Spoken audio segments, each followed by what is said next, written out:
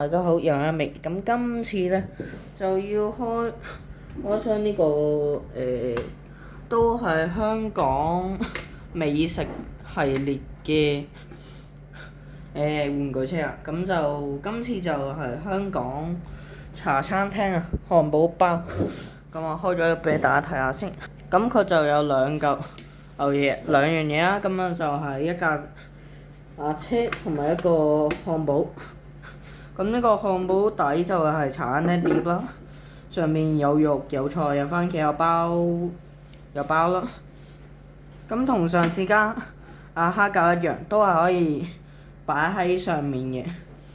咁就攞架蝦餃車出嚟對比下。咁兩架，一個就紅色，一個就藍色。跟住上面即係呢個車頂就一個飲茶，一個係香港。咁個車牌就一樣都係阿立香港啦。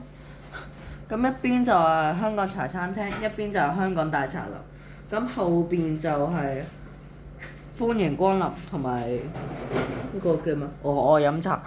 好，呢條片就嚟到呢度啦，拜拜。